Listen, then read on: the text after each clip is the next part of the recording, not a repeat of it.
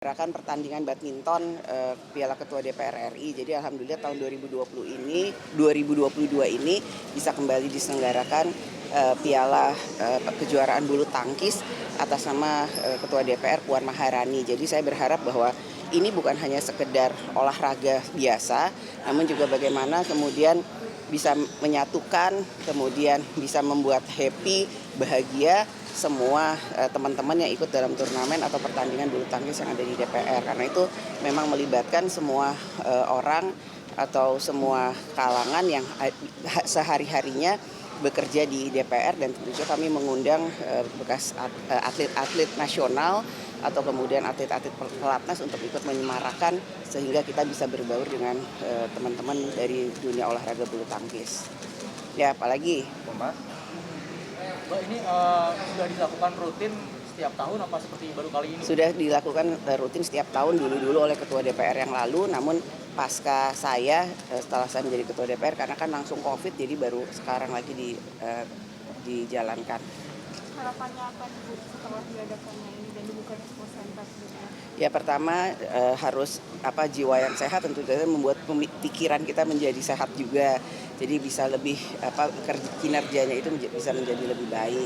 Kemudian yang kedua, tentu saja saya berharap dengan dibukanya sport center ini, ya teman-teman yang ada di lingkungan DPR bisa melaksanakan olahraga dengan adanya tempat yang sudah disiapkan, dan saya rasa ini cukup baik. Harusnya sudah skala internasional. Jadi tadi juga disampaikan bahwa atlet-atlet nasional juga sering melakukan latihan sebelum bertanding di gedung DPR. Jadi gedung DPR ini tentu saja terbuka, hanya tentu saja ada aturannya bahwa ya kalau yang mau ikut latihan di sini ya harus mendaftar dan lain-lain sebagainya, sehingga memang saya ingin berharap bahwa ini disiapkan bukan hanya untuk sehat tapi nyaman, bersih dan berkualitas. Mbak Pun, isu RUU boleh ya Mbak, ini soal RUU kira-kira akan diparipurnakan? Yang pertama, tentu saja dalam prolegnas itu kan kami sudah mempunyai kesepakatan bahwa di setiap komisi itu setidaknya hanya mengusulkan maksimal 2 undang-undang, kecuali kemudian dalam 1 tahun pembahasan memang bisa menyelesaikan. Jadi kami mengedepankan bahwa RUU yang akan dibahas itu, apakah itu adalah usul dari DPR, pemerintah atau DPD, adalah memang bisa diselesaikan dengan baik, sehingga bukan kuantitas yang kami kejar namun kualitas. Jadi daripada kemudian menumpuk-numpuk namun tidak terselesaikan, saya berharap bahwa DPR bisa menyelesaikan rancangan undang-undang sesuai dengan prioritas yang memang disampaikan oleh setiap komisi dan juga di Balek. Jadi nanti akan kami lihat dulu apakah di setiap komisi atau Balek sudah menyelesaikan terkait dengan rancangan undang-undang yang memang menjadi prioritas dalam prolegnas atau belum, sehingga kita bisa mengedepankan undang-undang secara berkualitas. Tapi akan ada dorongan nggak sih Mbak supaya ini segera dimasukkan, dijadikan usul inisiatif DPR? Apalagi kan ada kasus pekerja rumah tangga yang disiksa. Yang pertama tentu saja akan kita lihat dulu masukan atau kemudian keinginan dari publik. Apakah ini sudah menjadi satu hal yang memang urgent, karena daripada kita terburu-buru kemudian memasukkan satu undang-undang dalam satu prolegnas kemudian mandek di tengah jalan. Jadi seperti yang waktu itu pernah kita lakukan dengan disahkannya undang-undang KDRT ya. Itu kan seperti itu, masukan dari publik kita tampung, sosialisasi dulu, kemudian apa saja, apakah DIM-nya itu kemudian sudah matang atau belum, baru kita masukkan dalam paripurna sehingga pembahasannya alhamdulillah bisa berjalan dengan baik dan lancar. Jadi itu yang akan dilakukan di masa sidang yang akan datang, yang dimulai dari masa sidang ini. Dalam pembahasan prolegnas yang akan datang, kita lihat dulu kebutuhan dan usulan prioritas dari setiap komisi yang akan diusulkan oleh DPR, pemerintah, dan DPD. Mbak, kalau RKUHP sendiri perkembangannya di DPR sudah seperti apa ya Mbak? Apakah akan segera disahkan atau seperti apa? Secara koordinasi dan sinergi antara DPR dan pemerintah, kami memang meminta pemerintah, eksekutif dan legislatif atau DPR untuk sama-sama mensosialisasikan terkait dengan pasal-pasal yang beberapa waktu lalu masih menjadi masalah di publik, sehingga tidak ada lagi ketidakkesepahaman atau ketidakkesamaan pemikiran terkait dengan pembahasan pasal-pasal itu. Jadi kalau kita lihat kan pemerintah sekarang sudah mulai mensosialisasikan terkait dengan pasal-pasal yang dianggap masih bermasalah. Memang undang-undang ini sudah berpuluh-puluh tahun tidak pernah direvisi. Jadi memang revisinya itu saya harapkan memang itu bisa berjalan seperti harapan kita semua, yaitu bagaimana kemudian menyempurnakan hukum yang sudah lama tidak pernah direvisi menjadi satu hukum atau undang-undang yang memang sejalan dengan zamannya. Jadi sosialisasi ini masih dilakukan antara DPR bersama-sama dengan pemerintah sampai nanti pada waktunya kita sama-sama merasa sudah mendapatkan masukan publik yang komprehensif, tentu saja itu akan kita bahas kembali. Cukup? Mbak, soal politik boleh ya Mbak, kan habis Golkar ini kira-kira mau kemana lagi nih Mbak? P3 mungkin Mbak yang deketan sama PDIP tetanggaan? Ya, yang masih ada masih menjadi PR bagi PDI Perjuangan, ya tentu saja saya nantinya akan segera menjadwalkan untuk bertemu dengan Ketua Umum P3 dan Ketua Umum PAN untuk bisa ketemu. Ini masalah jadwal saja karena sama-sama sibuk. Jadi setelah itu ya tentu saja saya akan coba untuk bisa bertemu dan bersilaturahmi dengan partai-partai yang di luar DPR, yaitu partai-partai yang kemarin thresholdnya tidak masuk ke DPR. Jadi silaturahmi ini akan tetap berjalan sambil membuka ruang komunikasi bahwa masih panjang perjalanan sampai menuju tahun 2024, namun komunikasi dan ruang untuk bisa sama-sama menyatukan pemikiran dan hal-hal yang bisa dilakukan untuk membangun bangsa dan negara akan menjadi satu hal yang penting untuk tetap dilakukan. Cukup? Ya. Untuk bahas soal P20 kan P20 sendiri seperti apa? Hasil dari P20 sudah kami sampaikan ke pemerintah untuk kemudian bisa ditindaklanjuti dalam pembicaraan di G20. Jadi nanti memang G20 itu adalah ranah eksekutif atau pemerintah. Jadi keberadaan DPR pada waktu pelaksanaan G20 adalah sebagai undangan. Jadi insya Allah saya akan ikut hadir dalam acara G20. Namun pembahasan yang akan dibahas itu akan dibahas oleh eksekutif atau pemerintah. Tentu saja sinergi dan sinergi antara eksekutif dan legislatif antara pemerintah dan DPR akan sama-sama secara paralel kami lakukan ya di tingkat pemerintahan dan ke tingkat legislatif di setiap negara yang ikut dalam G20. Ya. Tadi Mbak soal Dewan Kolonel ini kan mulai dipanggil sama bidang kehormatan DPP PDIP gitu. Udah selesai, PDI Perjuangan solid, nggak ada apa-apa, itu hanya dinamika di dalam internal partai. Intinya kita PDI Perjuangan solid dan semuanya akan mengikuti perintah dan apa yang menjadi instruksi dari Ketua Umum Ibu Megawati Soekarno Putri. Ya, terima kasih. Terakhir Ibu. Empat.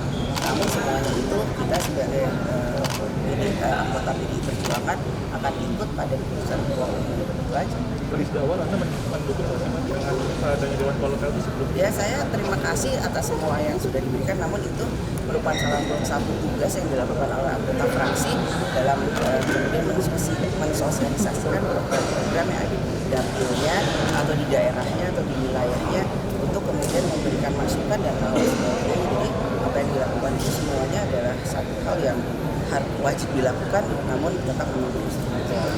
Mbak Puan, terakhir Mbak Puan juga elektabilitas Mbak Puan di survei.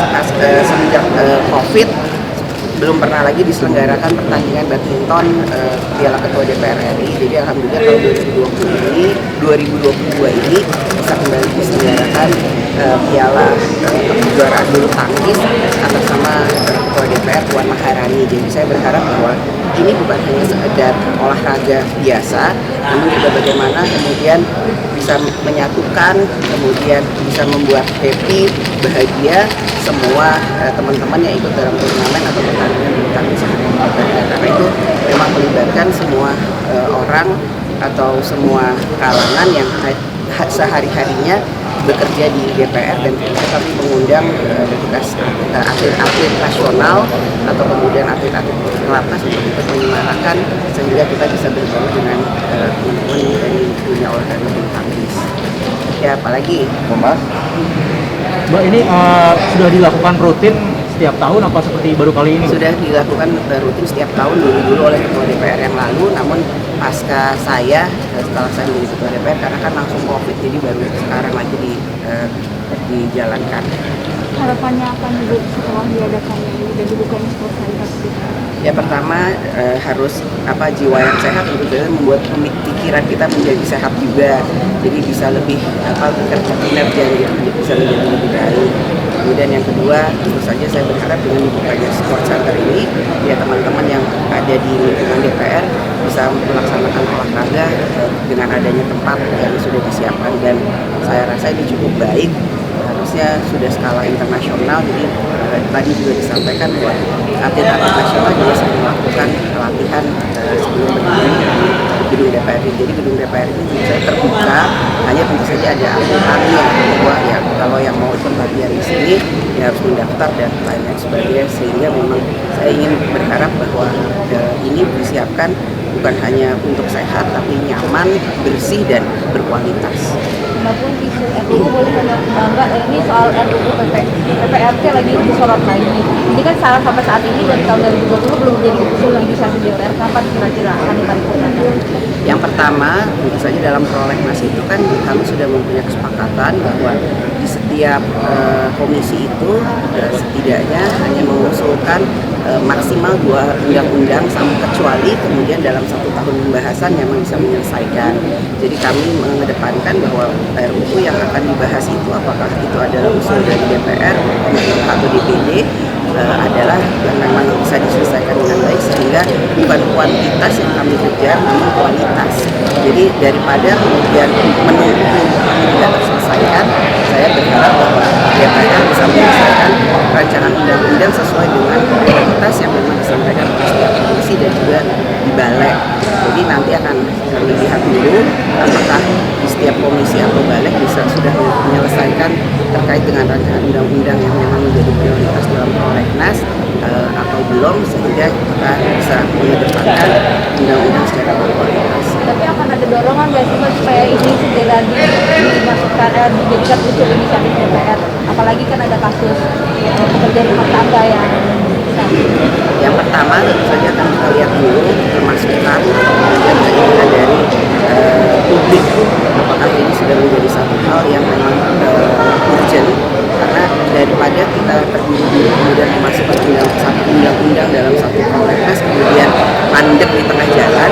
Jadi seperti yang waktu itu pernah kita lakukan dengan disahkan undang-undang KDRT ya, itu kan seperti itu, masukan dari publik kita tampung, sosialisasi dulu, kemudian apa saja, apakah dimnya itu kemudian sudah matang atau belum, baru kita masukkan dalam paripurna sehingga pembahasannya alhamdulillah bisa berjalan dengan baik dan lancar. Jadi itu yang akan dilakukan di masa sidang yang akan datang, yang dimulai dari masa sidang ini dalam pembahasan prolegnas yang akan datang. Kita lihat dulu kebutuhan dan usulan prioritas dari setiap komisi yang akan diusulkan oleh DPR. Mbak, kalau RKUHP sendiri perkembangannya di DPR sudah seperti apa ya Mbak? Apakah akan segera disahkan atau seperti apa Mbak? Secara koordinasi dan sinergi antara DPR dan pemerintah, kami memang meminta pemerintah, eksekutif dan legislatif atau DPR untuk sama-sama mensosialisasikan terkait dengan pasal-pasal yang beberapa waktu lalu masih menjadi masalah di publik, sehingga tidak ada lagi ketidaksepahaman atau ketidaksamaan pemikiran terkait dengan pembahasan pasal-pasal itu. Jadi kalau kita lihat kan pemerintah sekarang sudah mulai mensosialisasikan terkait dengan pasal-pasal yang dianggap masih bermasalah. Memang undang-undang ini sudah berpuluh-puluh tahun tidak pernah direvisi. Jadi memang revisinya itu saya harapkan memang juga bisa berjalan seperti harapan kita semua, yaitu bagaimana kemudian menyempurnakan hukum yang sudah lama tidak pernah direvisi menjadi satu hukum atau undang-undang yang memang sejalan dengan zamannya. Jadi sosialisasi ini masih dilakukan antara DPR bersama-sama dengan pemerintah sampai nanti pada waktunya kita sama-sama merasa sudah mendapatkan masukan publik yang komprehensif, tentu saja itu akan kita bahas kembali. Mbak, soal hari politik boleh ya Mbak, kan habis Golkar ini kira-kira mau kemana lagi nih Mbak? P3 mungkin kayak menekan nama PDIP tangan. Ya, yang masih ada masih menjadi PR bagi PDI Perjuangan, ya tentu saja saya nantinya akan segera menjadwalkan untuk bertemu dengan Ketua Umum P3 dan Ketua Umum PAN untuk bisa ketemu. Ini masalah jadwal saja karena sama-sama sibuk. Jadi setelah itu ya tentu saja saya akan coba untuk bisa bertemu dan bersilaturahmi dengan partai-partai yang di luar DPR, yaitu partai-partai yang kemarin thresholdnya tidak masuk ke DPR. Jadi silaturahmi ini akan tetap berjalan sambil membuka ruang komunikasi bahwa masih panjang perjalanan sampai menuju tahun 2024, namun komunikasi dan ruang untuk bisa sama-sama menyatukan pemikiran dan hal-hal yang bisa dilakukan untuk membangun bangsa dan negara akan menjadi satu hal yang penting untuk tetap dilakukan. Cukup? Ya. Untuk bahas soal G20 kan G20 sudah selesai diselenggarakan tanggal 7 kemarin. Nah, untuk DPR sendiri persiapan untuk G20 sendiri seperti apa? Dan hasil dari P20 sudah kami sampaikan ke pemerintah untuk kemudian bisa ditindaklanjuti dalam pembicaraan di G20. Jadi nanti memang G20 itu adalah ranah eksekutif atau pemerintah. Jadi keberadaan DPR pada waktu pelaksanaan G20 adalah sebagai undangan. Jadi insya Allah saya akan ikut hadir dalam acara G20, namun pembahasan yang akan dibahas itu akan dibahas oleh eksekutif atau pemerintah. Tentu saja sinergi dan sinergi antara eksekutif dan legislatif antara pemerintah dan DPR akan sama-sama secara paralel kami lakukan ya di tingkat pemerintahan dan tingkat legislatif di setiap negara yang ikut dalam G20. Mas, kalau Mbak soal Dewan Kolonel ini kan mulai dipanggilin sama bidang kehormatan DPD PDIP gitu, itu tanggapannya seperti apa? Udah selesai, PDI Perjuangan solid, nggak ada apa-apa, itu hanya dinamika di dalam internal partai. Intinya kita PDI Perjuangan solid dan